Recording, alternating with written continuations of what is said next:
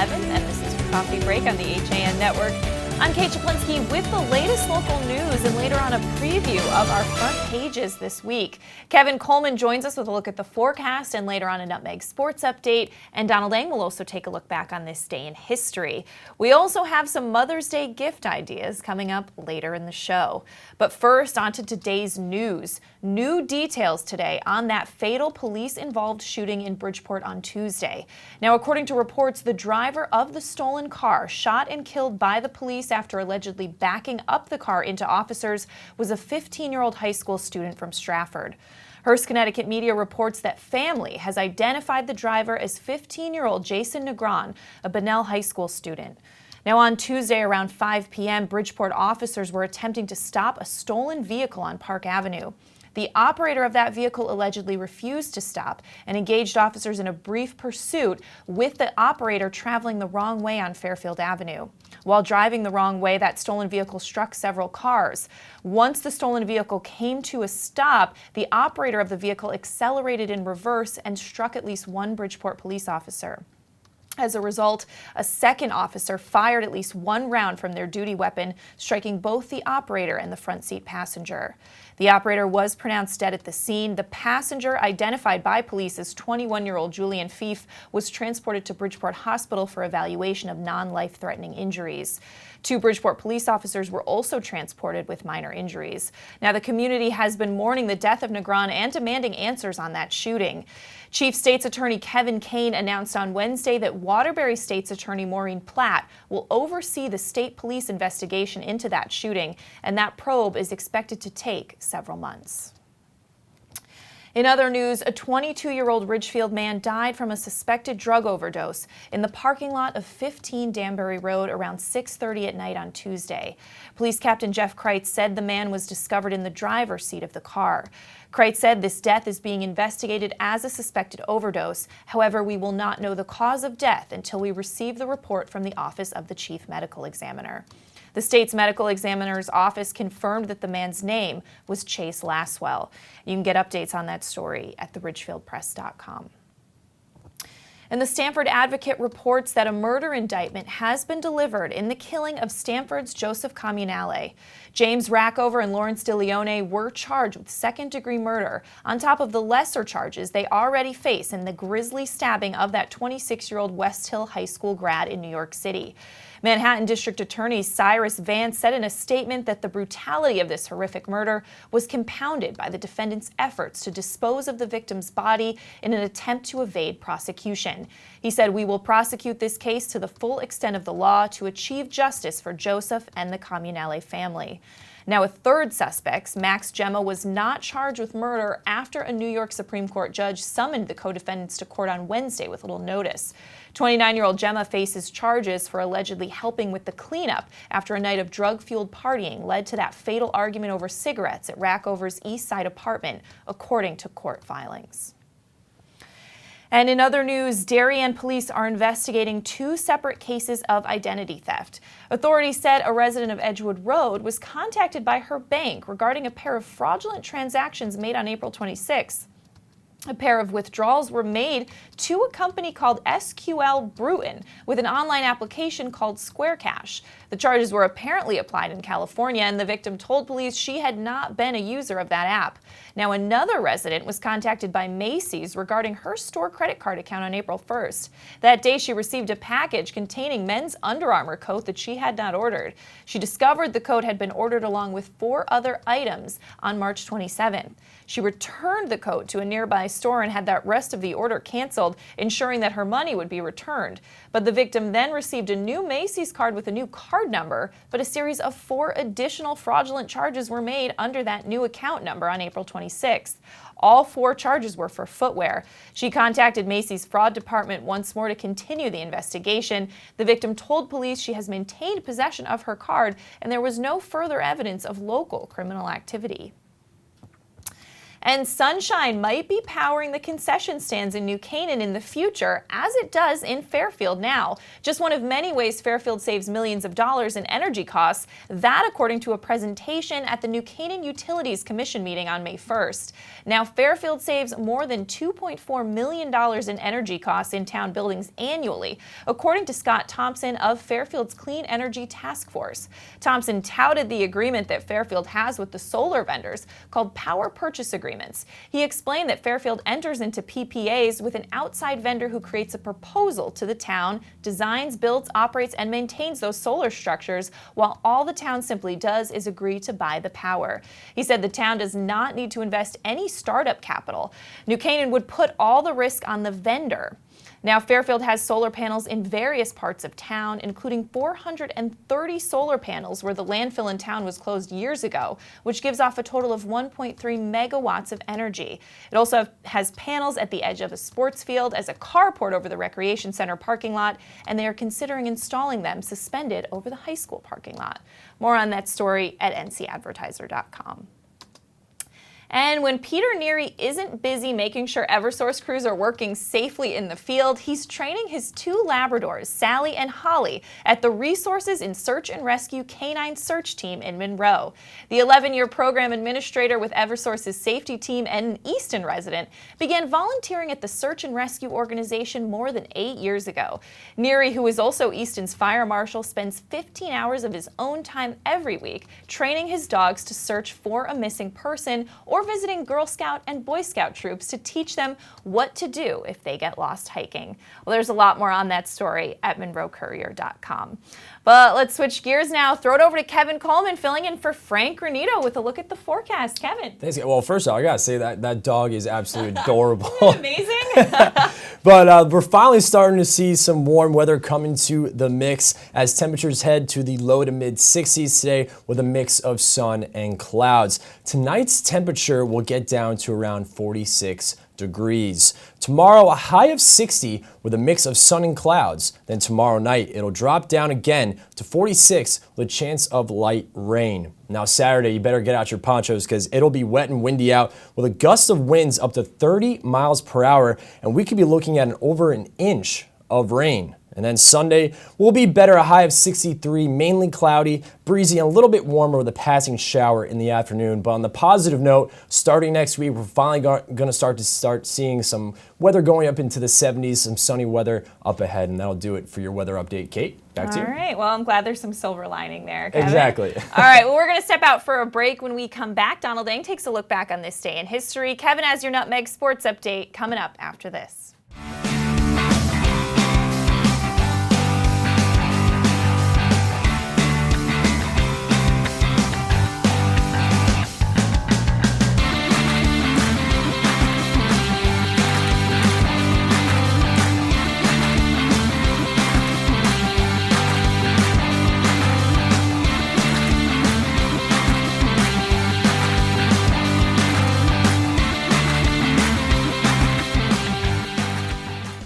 At InSports Trumbull, the game is always on inside. Sign-ups are now open for one of our most popular programs, the New England 80 Elite Lacrosse Division I and Division III showcases. With D1 and D3 coaches in attendance, players will receive a 60-minute webinar with Director of Recruiting Hans Hansen, a custom NE80 penny, custom shorts, and a video of all games. Last year's event sold out quickly, so sign up now for the next showcase coming in January 2018. Like and follow us on Facebook. When it comes to considering the outside of your home, just imagine the possibilities. Whether your dream is a stunning freeform pool or a tranquil, secluded garden, the team of professionals at Stonebridge Associates will make it a reality.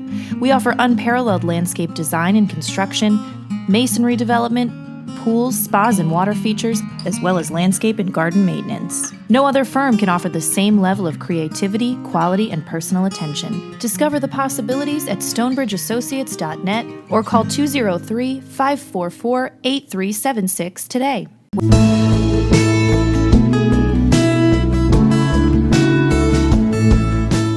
At the Milford Bank, we offer an extensive selection of lending products and services to meet virtually any need. Submit your application online in our Mortgage Web Center.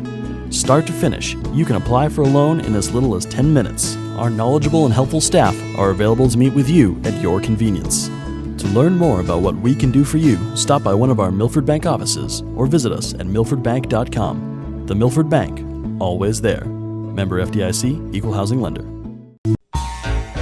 On time, done right, safe and reliable. MrHandymanCT.com.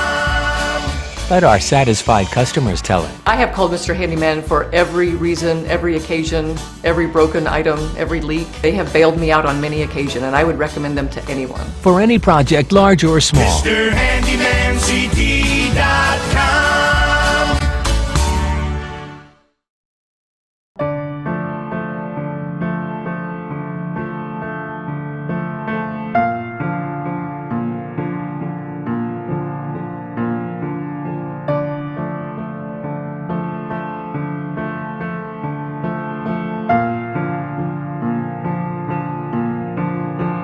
Pizza to satisfy even the most demanding critics. Tuesday Pazza Pizza.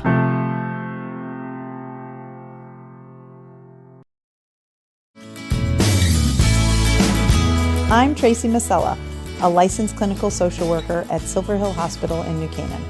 Join me each month as we talk with experts on the front lines of the treatment of mental health and addiction.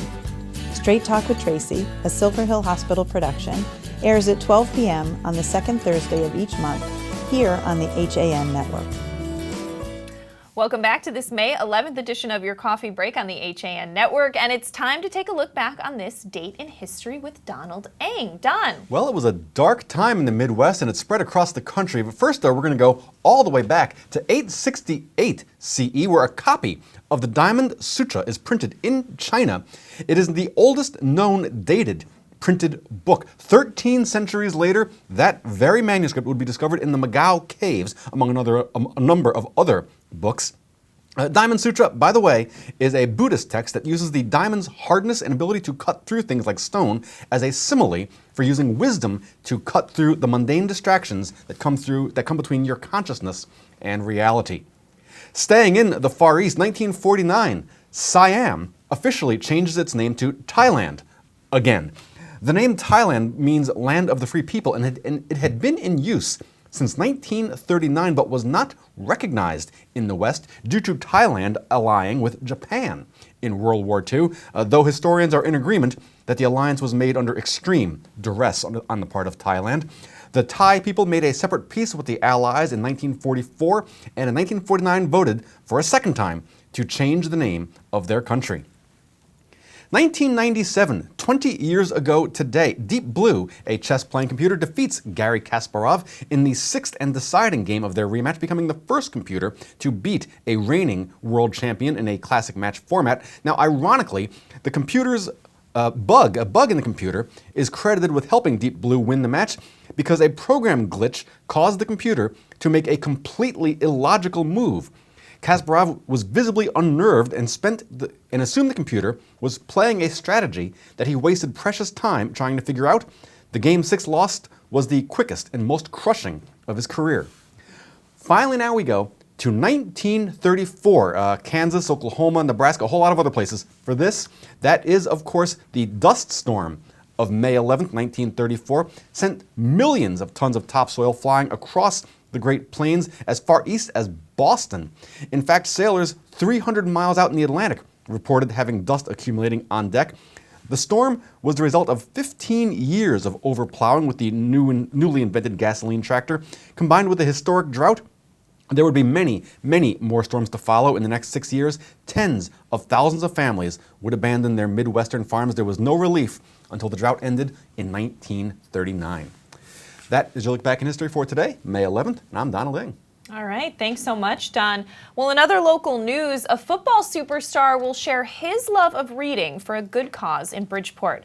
Malcolm Mitchell, a wide receiver with the New England Patriots, was succeeding on the football field as a player at the University of Georgia, but wasn't as successful in the classroom. That's when the star athlete joined a women's book club in his college town and began his love affair with reading. Known for his prowess on the field, he wasn't the least bit embarrassed to also spend time discussing books with a group of ladies, all older younger and at the time much better readers than he was. He said that football came natural, it was a gift, but he said he had to work to read.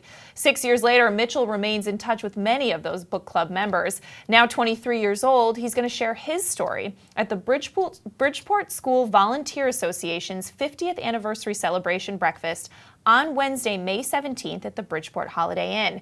He'll be the guest speaker at the event for SVA, a nonprofit organization that provides reading enrichment, tutoring, mentoring, and other programs to Bridgeport public school children.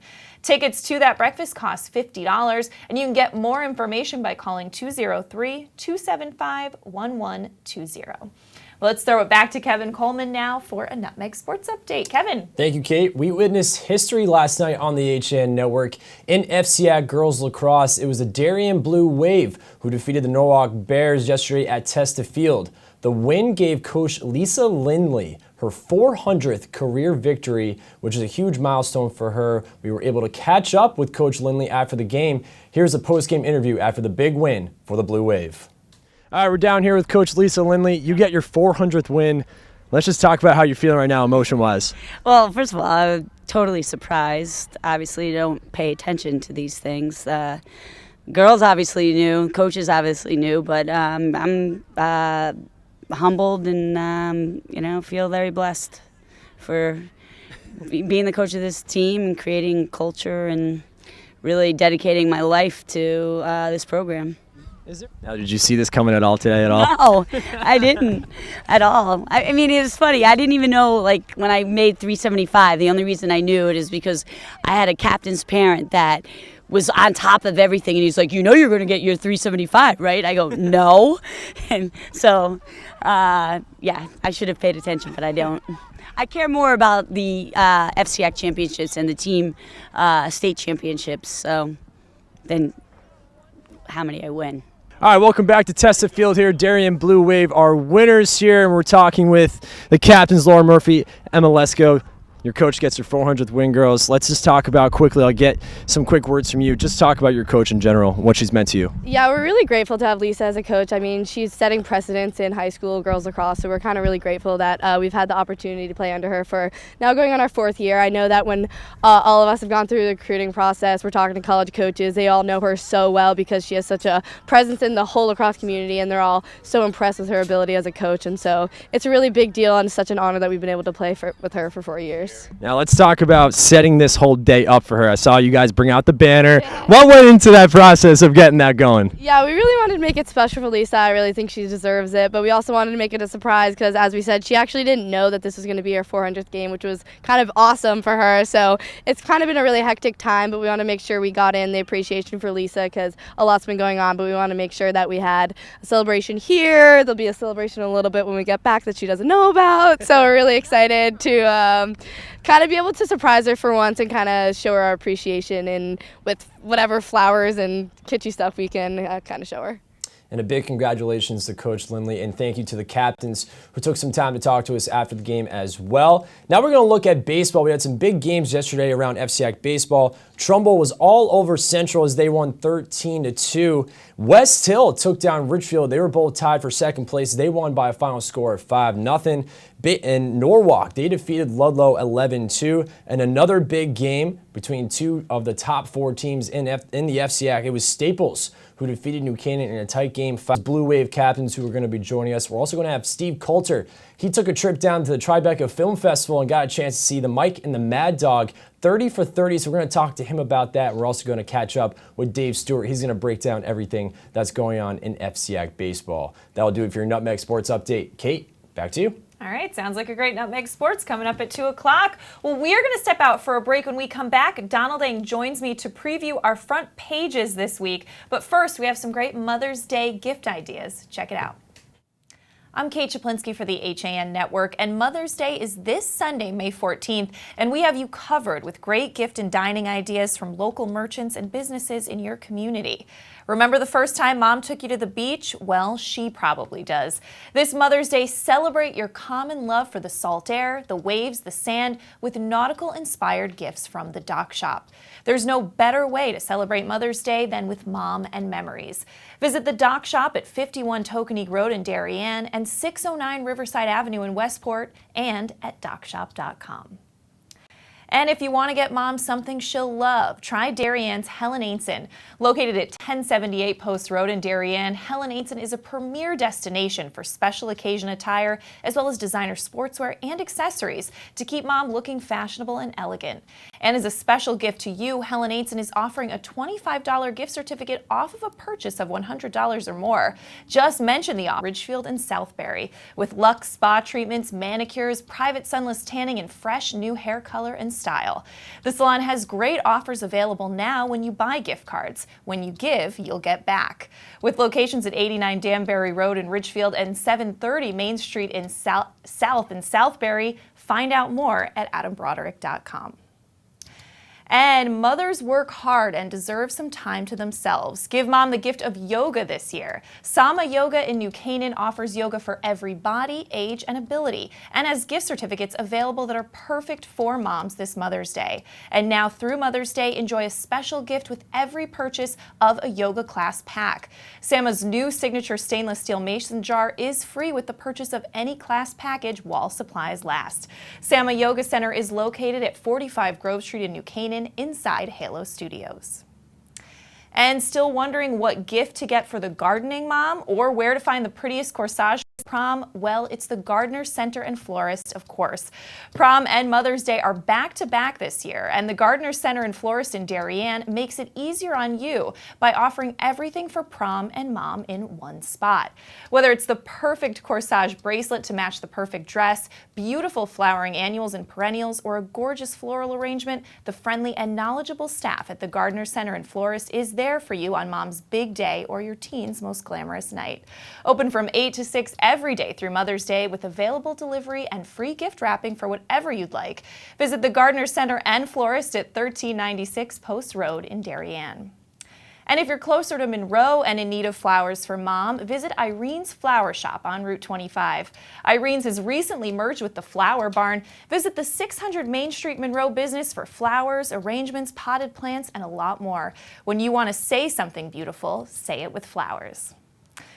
And a gift that sparkles is always a good choice, and every client is important to Manfredi New Canaan. Located at 72 Elm Street, it's a warm, welcoming jewelry boutique where staff will help you find the perfect gift for all occasions. This Mother's Day, surprise mom or grandma with a beautiful angel pendant from Temple Street Claire, a locket from Monica Rich Causan, a diamond pendant, or a Rolex watch. Manfredi can help you find wonderful ideas to surprise the most important mom in your life. And for moms that need an escape or a getaway, Books on the Common in Ridgefield has so many options to help make it happen. At the independent bookseller, you'll find cards, gifts, and a wonderful selection of books. Help mom cozy up and enjoy some peace and quiet. Visit Books on the Common, 404 Main Street, Ridgefield, and you can call them at 203-431-9100. And if your mom loves nature and the outdoors, check out Wild Birds Unlimited on 356 Heights Road in Darien, right next to the Norotan Heights Post Office. They have everything you need to pursue the hobby of backyard birdwatching and carry a variety of gifts for all occasions, including Mother's Day. And at Wild Birds Unlimited, gift wrapping is always free. Visit darien.wbu.com for more information. And if you're looking for unique gifts in Ridgefield, visit Bella Home. Located at 90 Danbury Road, Bella Home has perfect gifts and accessories you won't find elsewhere. Open Monday through Saturday from 10 a.m. to 5 p.m. You can reach them at 203-438-6400. And mom shouldn't have to cook on her day, and there are plenty of local Mother's Day specials, including at Jenny's of Monroe. Celebrating 82 years in business, the dining room opens at 1 p.m. and entrees include baked stuffed shrimp, surf and turf, pork tenderloin, and more. Jenny's also now serves wine and beer. Call 203-452-2435 to make reservations. And the Stone Barn, located on the gorgeous Whitney Farms golf course in Monroe, is featuring its Mother's Day Grand Buffet lunch, perfect for the entire family. It starts at 10:30 on Sunday and runs until 2:30 in the afternoon with extensive breakfast and lunch station offerings. Free mimosas will also be offered to mom as well. Call 203-268-4612 to make a reservation. And if you're close to Trumbull, treat mom to breakfast, lunch, or dinner at Old Town Restaurant on Quality Street. Known for their hearty portions, treat mom to traditional Italian fare. Call 203-261-9436 for more information. And those are just some of our top suggestions to spoil mom this weekend. From all of us at the HAN Network, happy Mother's Day, and thank you to all the moms and women out there who play such important roles in our lives. Welcome back to this Thursday edition of your Coffee Break on the HAN Network. I'm Kate Czaplinski, and Donald Ang, our Trumbull Times editor, has been dragged in to preview the front pages this week with me, Don. I think you mean excited to come in and talk about the front pages. Just jumping at the chance. Well, what are you looking at first, Don? Well, first of all, I have Lee Hostler on the front page of the Monroe Courier, named the Outstanding Citizen 2017 during Monday's town council meeting. Well known for his work with the Chamber of Commerce around town. When I was a Monroe Courier editor, actually, I had the pleasure of working with Lee on a lot of projects, including some artwork around town. Just an all-around great guy. Congratulations to Lee Hostler. Also, the anonymous alert, unfortunately, passed away recently because, Mother's Day is a celebration, but for many mothers, it can be, unfortunately, a very sad day. So, so that is what I have on the cover of the Monroe Courier. All right, thanks, Don. Well, looking at the new Canaan Advertiser, a regulation change requested by Grace Farms. The neighbors have not been happy with Grace Farms, so they are looking to alter the amendment before the town. You can get more on that story this week. Also talking about cell service gaps and solving those, and a beautiful spring photo on northern Owen Ridge Road. Just some beautiful trees there in full bloom. Donations hauling in $312,000 for schools, and the 68th annual Mayfair at St. Mark's is this weekend. I hope they get some good weather, but it's not looking so great. It's not really looking very good right now. No, certainly it's not. I have the Shelton Herald here, and the first thing that caught my eye was the Shelton robotics team planning for the 2018 season following a trip to the World Championships. The team's name is Systematics, and they hope to bring a World Championship home to Shelton in robotics competition. We also have your normal budget story this time of year, all the towns setting their budgets. Particularly challenging this year because they're still not really sure what the state's going to do with its budget, but the towns have to set their budget before they know how much help they're going to get from the state. And finally, another community activist being honored, in this case in Shelton, by the Planning and Zoning Commission. A moment of silence for Ralph Maddow, who did a lot for the city, according to P&Z Vice Chairman Anthony Pagoda. So that's the Shelton Herald this week. All right, taking a look at the Reading pilot. One local artist asking, is Reading responsible for the Gilbert and Bennett wire mill debt? That led to kind of a heated discussion. We also have Region 9 finance replacement looking for a new superintendent to hire by July. And just a really beautiful feature story this week, and that's a youth group helping Bud McQuaid in his famous field of daffodils. How beautiful there. And Barlow's all-class reunion coming up on June 10th. All right, Don, what's up next? Great photo of the daffodil there. I love it. Beautiful, yeah. Well, first of all, we're going to the Trump OBGYN. Ronika Chaudhary there was driving to the hospital to meet her patient when the patient called her on the cell phone and said, nope, we got to do this now. Wow. So great story there by Tina Marie Craven about that baby delivery. So cool. All right, well, taking a look at the Weston Forum, we're seeing a lot of beautiful spring photos, and that's true in the Weston Forum this week as well. Now, also a really interesting story, a farewell to the Forum founder, Pat Heifetz. Now, Pat actually started the Weston Forum in her kitchen when she felt that residents didn't have a way to stay informed. So very interesting story there and a sad loss for the community. And a cookbook for lemonade stands, a Weston native writing a book to help kids who want to start their own little lemonade stand. I used to do that a lot as a kid. I don't know about you. Yeah. You know what? I was always about enterprising and ways to make money. So I actually went door to door once, Don, and was selling rocks to people, and they bought them. They bought them. They bought them. What are you doing here with that kind of entrepreneurial spirit? I have a Stratford Star in front of me where Kate likely, if you are a Stratford Star subscriber, Kate likely sold you a rock. We have an explosion that destroyed a Formula power boat on the Housatonic River there. The 29-foot boat lost an engine and then exploded and burned to the waterline in Stratford. Also, another budget battle shaping up in the Stratford Town Council. And finally, Mother's Day at Six Flags for a mom and her son who has been blind since age 3 with a rare eye disorder. Make-A-Wish, sending a mother and her son to Six Flags for Mother's Day. So a very nice story there. Very cool. All right, well, taking a look at the Ridgefield Press, 109 cheese pizza made at 109 Cheese Shop in Ridgefield. So congratulations to them. That is a lot of cheese. Voters also approving budgets and a tax increase in a vote on Tuesday. We had a very successful stroll recently, downtown event, as you can see there. It was a fun barbecue country event.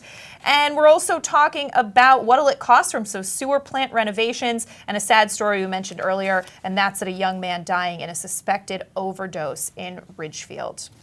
Okay, I'm looking at the Wilton Bulletin here, and the Wilton High School players there are presenting the Pajama Game. That's the new, the spring musical that a lot of these schools do. So that happening in Wilton. Also, another annual town meeting and budget proposal. Wilton there with an annual town meeting form of government where the residents can vote at the town meeting whether to approve or reject the town budget. And we have a request at 183 Ridgefield Road has been scaled down now to maybe a 16-home subdevelopment. That's always a big story in communities like Wilton. And the Wilton Green Festival, Go Green Festival, was May 7th. You see a couple of kids there actually using biodegradable paint and a potato to do some little artwork there. So that's the Wilton Bulletin. All right. Looking at the Darien Times, really a story perfect for this Mother's Day weekend. And that's that Darien resident Helani Kerr joined her friend and supermodel Christy Turlington Burns in a fight for women's maternal health worldwide. So a lot more on that story in this week's Darien Times. Also, the RTM approving a $145 million budget. That's a mill rate increase of 2.5%. First Weed Beach Festival set for June. Of course, some more beautiful spring photos in this week's Darien Times. Well, I have the Milford Mirror here. Speaking of beautiful spring photos, the annual Duck Pond Trout Derby took place in Milford over the weekend. You know, Elizabeth and I have gone to that for the last 3 years, and it has never not rained. It looks like it's not raining there. The one year I'm not there, right? Also, a massive subdevelopment planned on Boston Post Road. That is going before the Planning and Zoning Board next week. Just scanning a little bit farther down, the Oyster Festival headliner has been announced. It will be Blackberry Smoke.